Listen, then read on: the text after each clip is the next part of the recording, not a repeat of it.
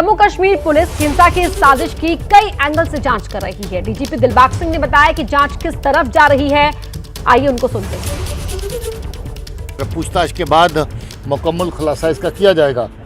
हवाला का पैसा इस तरीके से इस चैनल से आना और जिस तरीके से ये पकड़ा गया, जिस तरीके से इसका ट्रेल हम लोग आगे पीछे देख रहे हैं, उससे काफ़ी सारी इंडिकेशंस ऐसी हैं कि ये पैसा जो है वो देश विरोधी गतिविधियों के लिए ही इस्तेमाल होना था। हमारे साथ जम्मू कश्मीर के उन 3 इलाकों से जहां हलचल है, वहां से 3 रिपोर्टर्स हमारे जुड़ रहे हैं। जम्मू से अजय बाशनु हमारे साथ जुड़ चुके हैं, श्रीनगर से आसिफ कुरैशी और गांदरबल से रणवीर हमारे साथ मौजूद हैं। सबसे पहले चलते हैं जम्मू, जहां जम्मू हिंसा की साजिश के आरोप में पूर्व मंत्री की गिरफ्तारी हुई है। किस तरह से इस जांच को आगे बढ़ाया जा रहा है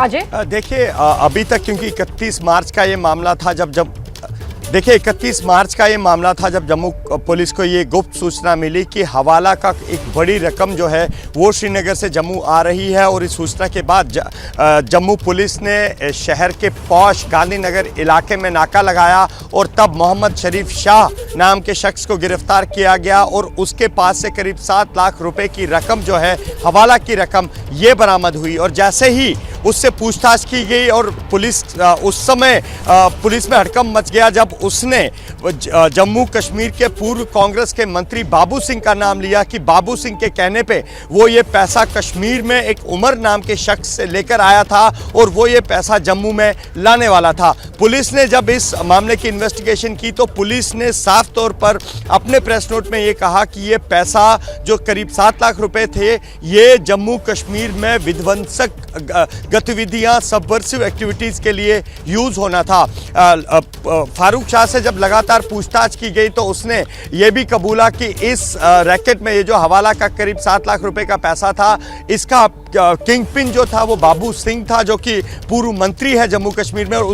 और उसके तार न केवल श्रीनगर में उमर से जुड़े हैं बल्कि जावेद और खतीब नाम के 2 शख्स जो कि पाकिस्तान अधिकृत कश्मीर के रहने वाले हैं और फारूक खान का एक और शख्स जो कि टोरंटो का रहने वाला है, ये सब लोग जो है मिलकर इस हवाला रैकेट को चला रहे हैं। पुलिस के सामने शाह ने यह भी कबूला है कि वो एक क्लोज्ड व्हाट्सएप ग्रुप चलाता था इस हवाला के लेन देन को लेकर, जिसके तार न केवल पाकिस्तान अधिकृत कश्मीर बल्कि टोरंटो और सऊदी अरब तक जुड़े थे। और ये सारा पैसा जो है वो लगातार यहाँ से फंड किया जा रहा था ताकि जम्मू कश्मीर में विध्वंसक गतिविधियों को आगे बढ़ाया जाए। क्योंकि अब ये मामला सिर्फ जम्मू का नहीं है, बाबू सिंह का नहीं है, इसलिए अब जम्मू कश्मीर सरकार ने, जम्मू कश्मीर प्रशासन ने एक बड़ा कदम उठाया है और इस जांच को स्टेट इन्वेस्टिगेटिंग एजेंसी को दे दिया गया है ताकि ये हर एक एंगल की, हर एक ट्रायल की जो है वो जांच की जा सके, चाहे वो कश्मीर हो, चाहे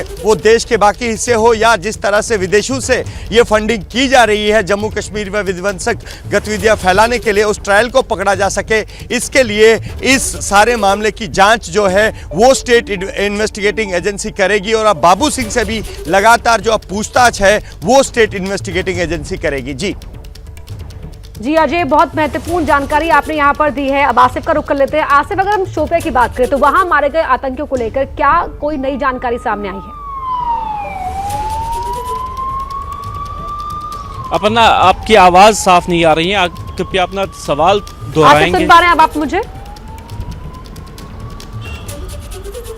जी जी जी। आसिफ, शोपियां में जो आतंकी मारे गए उनको लेकर क्या नई जानकारी?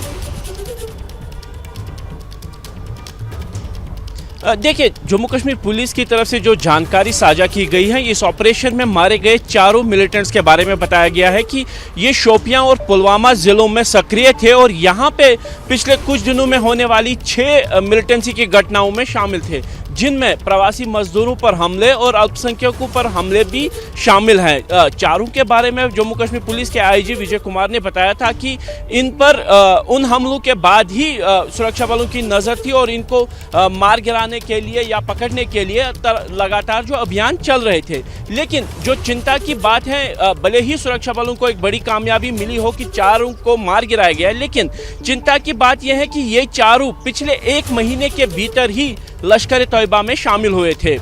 मारे गए शौकीन और फारूक जो है मार्च के महीने में लश्कर तैयबा में शामिल हुए थे, जबकि आदिल और वसीम जो दो और थे वो इसी महीने यानी अप्रैल की 3 तारीख और 9 तारीख को ही लश्कर तैयबा में शामिल हुए थे, जिससे खुफिया एजेंसियों की तरफ से जो आशंकाएं जताई गई थी वो सच साबित हो रही है कि जो नए मिलिटेंट्स हैं, जो नए रिक्रूट हैं, उनको सॉफ्ट टारगेट्स को निशाना बनाने का टारगेट दिया जाता है, उनको पिस्टल दिया जाता है या कोई छोटा हथियार दिया जाता है, जिससे वो ऐसे सॉफ्ट टारगेट्स को निशाना बनाते हैं जिससे उनके वापस लौटने का रास्ता जो है वो बंद हो जाए। और इन चारों के मारे जाने और जम्मू कश्मीर पुलिस के आईजी के बयान के बाद ये बात एक बार फिर साबित होती है कि जो अल्पसंख्यकों पर हमले हो रहे हैं या फिर प्रवासी मजदूरों पर हो रहे हैं या फिर अन्य सॉफ्ट टारगेट्स को निशाना बनाने की जो कवायद है वो इन्हीं नए रिक्रूटों से की जाती हैं, ताकि उनको जो मिलिटेंट ऑर्गेनाइजेशन अपने साथ शामिल कर ले और उनके वापस लौटने का रास्ता भी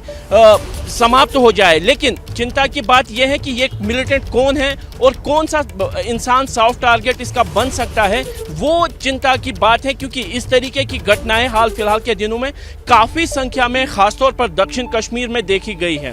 बिल्कुल, तो नए लोगों को रिक्रूट कर पा रहे हैं और किस तरीके से उनके साथ इस घटनाओं में इन्वॉल्वमेंट देखने को मिल रहा है, यहाँ पर चिंता को बढ़ाने वाली बात है। गांदरबल का रुख कर लेते हैं जहां से रणवीर हमारे साथ जुड़े हुए हैं। रणवीर, आप लगातार जम्मू कश्मीर में हैं, वहां रहने वाले जो आम लोग हैं, जो प्रवासी हैं, क्या कहना है उनका?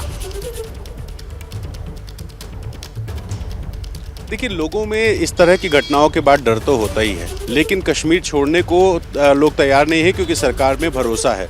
मैंने कई यूपी बिहार के रहने वाले मजदूरों से भी बात की और तमाम सारे बाकी ऐसे लोग जो कश्मीर में कुछ सालों से रह रहे हैं उनसे भी बात की। वो सब फिलहाल डरे हुए हैं, ये सच है, क्योंकि हाल फिलहाल में घटनाएं हुई हैं। अब अगर कश्मीर की बात करें तो कश्मीर में ये हलचल क्यों हो रही है ये भी समझना बहुत ज़रूरी है। 24 अप्रैल को पंचायती राज दिवस है और इस दिन पीएम मोदी का दौरा होना है। कश्मीर के गांवों के विकास के लिए पीएम कुछ बड़ा ऐलान कर सकते हैं और साथ ही उम्मीद ये भी की जा रही है कि कश्मीरी हिंदुओं के लिए भी कुछ बड़े पैकेज की या कोई बड़ी घोषणा पीएम कर सकते हैं।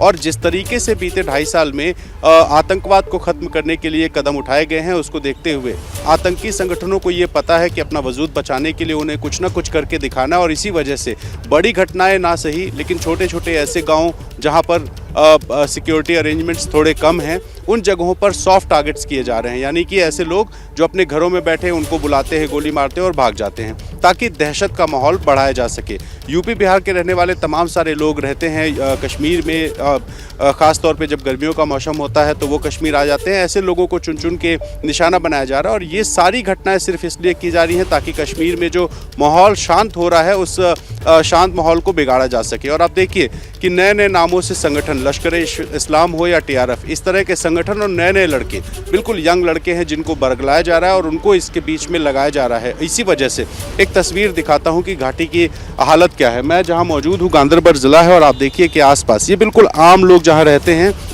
ये वही जगह है। चूँकि इस वक्त टूरिस्ट बहुत ज़्यादा हैं घाटी में, इस वजह से तमाम सारे सिक्योरिटी अरेंजमेंट्स भी यहाँ किए गए हैं। और ये इस तरह की तस्वीरें सिर्फ गांदरबल की नहीं बल्कि दक्षिण कश्मीर में ख़ास तौर पे और बाकी जो टूरिस्ट प्लेसेस हैं वहाँ पर सिक्योरिटी अरेंजमेंट्स बहुत पुख्ता हैं ताकि आम लोग जो हैं, आम कश्मीरी हो या बाहर के टूरिस्ट, इनके साथ कोई घटना ना घट सके। तो सरकार ने अपनी तैयारियां की हैं और आप हाल फिलहाल में देखिए तमाम सारे ऐसे आतंकी हैं जिनको मार गिराया भी गया है। कल भी शोपिया में एनकाउंटर हुआ, 4 आतंकी मारे गए हैं। तो आतंकियों को निशाना बनाया जा रहा है, उनके आइडेंटिफाई किया गया है और ऐसे सारे आतंकियों को ढूंढ ढूंढ के मारा जा रहा है। इसी वजह से नए रिक्रूटमेंट्स हो रहे हैं और फिर से एक बार ये कोशिश है कि अपने वजूद को बचाया जा सके। और कई अधिकारियों से मेरी बात हुई, उन्होंने कहा कि कई बार जब दिया बुझने वाला होता है तो फड़फड़ाता ज़्यादा है और ये वही स्थिति है क्योंकि आतंकियों पर कार्रवाई लगातार चल रही है और आम कश्मीरियों का जो विश्वास सरकार में है वो भी बढ़ा है। इस वजह से आतंकी बार बार इस तरह की घटनाएं कर रहे हैं। जी रणवीर, बहुत बहुत शुक्रिया आपका। अजय और आसिफ, आप दोनों का भी बहुत बहुत शुक्रिया इस पूरी जानकारी के लिए। तो कश्मीर की शांति को यहाँ पर भंग करने की कोशिश की जा रही है, लेकिन लगातार जो सुरक्षा बल है मुस्तैद बने हुए हैं।